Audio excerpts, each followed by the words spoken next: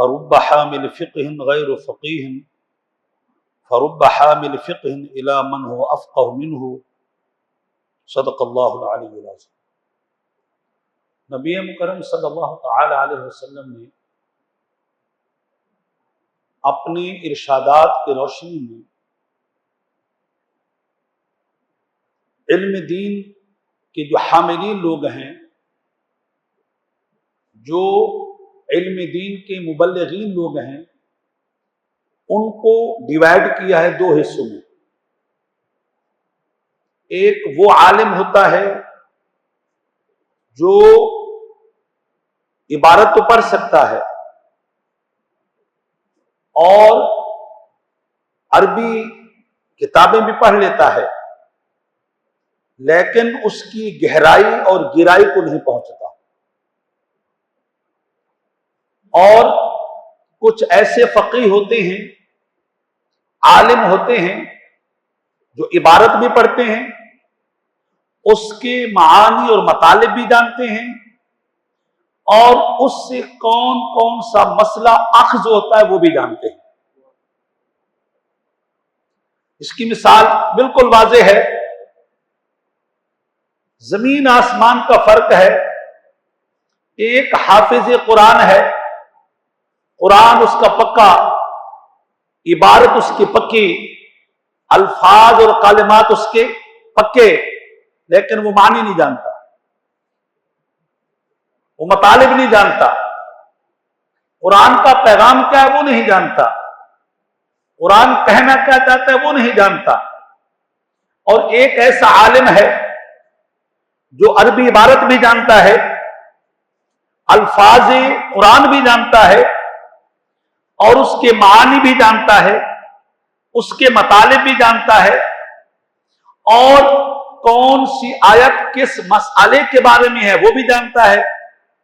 اور جب ضرورت پڑے تو وہ آیت قرآنیہ پڑھ کر کے اپنا مسئلہ قرآن سے یا حدیث سے بھی ثابت کر لیتا ہے۔ تو زمین آسمان کا فرق ہے میرے بھائی۔ اسی طرح جو علم دین کے لوگ ہیں، حامل فقہ ہیں، ان کی بھی دو قسمیں ہیں۔ ایک محدثین ہے، جیسے امام بخاری رحمۃ اللہ علیہ، امام مسلم رحمۃ اللہ علیہ، اور بڑے بڑے محدثین ہیں جن کے سامنے جو ہے وہ بڑے سے بڑی علمی ان کے قد و قامت کو دیکھ کر کے گردنیں جھک جاتی ہیں۔ ایسے لوگ ہیں محدثین، اور وہ عربی عبارت جانتے ہیں، وہ یہ جانتے ہیں سند کی ٹیکنیک کیا ہے وہ جانتے ہیں، متن کی ٹیکنیک کیا ہے وہ جانتے ہیں، اور جو ہے سند متن کی مفاہیم اور اس کی جو ٹیکنیکل پوائنٹ ہے وہ جانتے ہیں۔ اور کچھ جیسے امام اعظم ابو حنیفہ رضی اللہ تعالیٰ عنہ ہے، امام شافعی رحمۃ اللہ علیہ، امام احمد بن حنبل رحمۃ اللہ علیہ، امام مالک رحمۃ اللہ تعالی علیہ، یہ وہ لوگ ہیں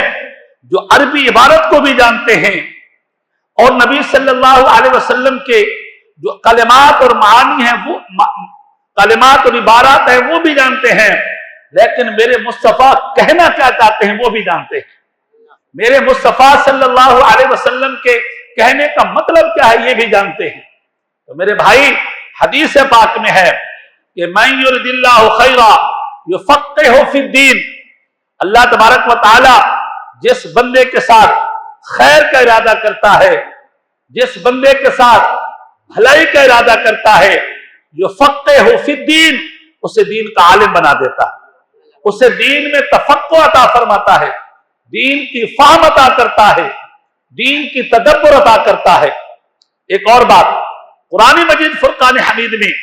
محض تلاوت قرآن کا ذکر نہیں ہے کہ محض قرآن پڑھتے رہو، قرآن مجید فرقان حمید میں محض قرات قرآن کا ذکر نہیں ہے کہ بس قرآن پڑھتے رہو، قرآن پاک میں ہے قرآن پاک میں تدبر بھی کرو، قرآن پاک میں تفکر بھی کرو، قرآن پاک میں تفقہ بھی کرو۔ تو مطلب یہ ہے کہ محض عربی عبارت سمجھنا یہ محدثین کا کام ہے، اور اس کی گہرائی اور گہرائی،